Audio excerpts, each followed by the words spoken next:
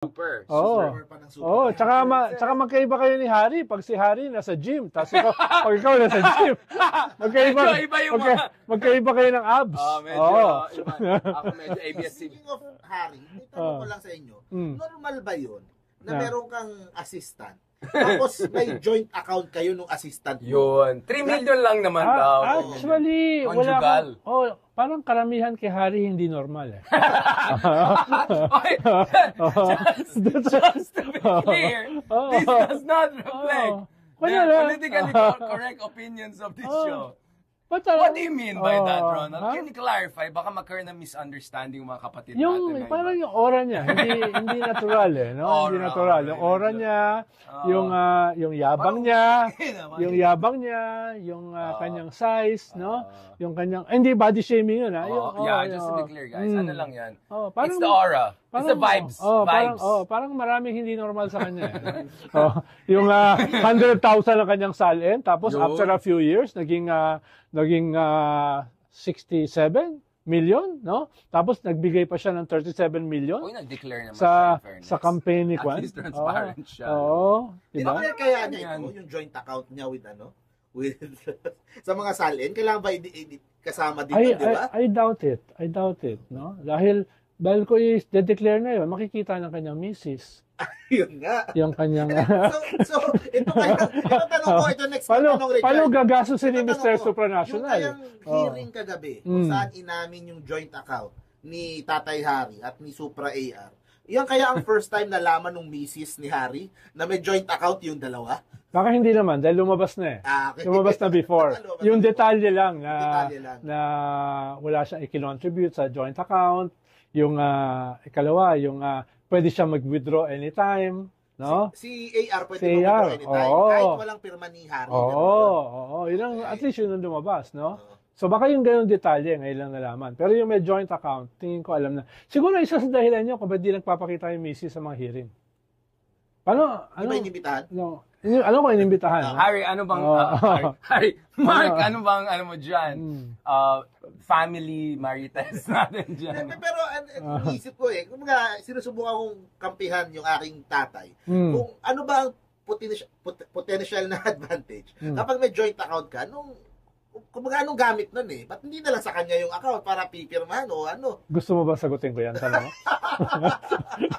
Kasi ang alam ko may joint account lang, magkasawa lang. Baka ma-censor uli ako ni Big R, no? Wait lang, may kaaway ako mga details dito. Sige lang, I will just pretend nothing happened there. Mamaya na tayo mag-Justice League, X-Men, mga ganyan usapan. But, si Supra, di ba? Nag-ano na, si Mr. Supra. Breakdown na. Halos nilaglag na niya si Harry. At least yung simula ng paglaglag. Ano ba sinabi niya? Ha? Kasi yung joint account. Hindi, yung mga sinabi niya, very incriminating na yun eh. Na may joint account kami, pero wala naman ako yung kinontribute. Tapos, pwede ako mag-withdraw anytime. Wow. No? Mark, tapos yung withdraw anytime. Parang pinaulit-ulit pa nung nagtatanong. Sabi ni Kong Akop, ang alam ko lang yan sa mga mag-asawa eh. Papunta na sa exciting part ng conversation. Bakit kailangan joint account? Hindi na lang account. May account si Harry kung sa eleksyon. Wait lang, Ronald. Mas intimate eh. Ronald, since from your own experience, pag yung kabilang camp can withdraw anytime, ano naman yung other? Sasagutin ko rin yan. Just wondering, if one side of the equation can withdraw any moment, ano kaya yung ng other side of the equation? Ano yung wini-withdraw? Okay. Change topic. Mark, ano bang mo dyan? Ano bang take mo dyan? Hindi ka naman sinama sa Heredera. Ano bang crystal ball? Di ba mahilig mag-crystal ball si Harry sa show niya? Hirap kasi pag pinag-usapan, puro withdrawal eh. Backdoor. Mamaya na tayo mag-backdoor diplomacy. Talagang kasi parang nangyari tayo dito. Lumilinya lahat eh. O ngayon, yung kay Cassie, tapos yung kay AR, tapos ngayon nahuli si Alice. So kumbaga lahat papunta sa kanya eh. Parang it's only a matter of time eh bago everything blows up, everything comes together at sa kanya yung bagsak lahat. Guess ko yung pao kanina eh. Ang tanong ko sa kanya bago natapos yung show ay kakasuhan nyo na ba si Harry? Kakasuhan na raw. Tapos, yung kaso po sa kanya ay bailable, no? Hindi. So, baka si Harry naman ang lumabas ng bansa. So, hindi lang ex-human rights, baka maging ex-lawyer, tapos may dami. Talagang ex na ex lahat. Mabalitan na itong show natin. Human trafficking is non-bailable eh. So, damay kasama siya. Oo. Kasi mapapatunayan na he is part of that enterprise.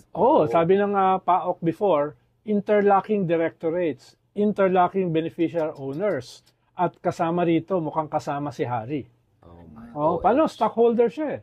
No? At saka siya yung humaharap for them. Interlocking. No? Yung sinasabi nga ni Congressman Luis Tro na hindi kinakailangan ng may kasulatan para ikaw ay malink doon sa Pogo. No?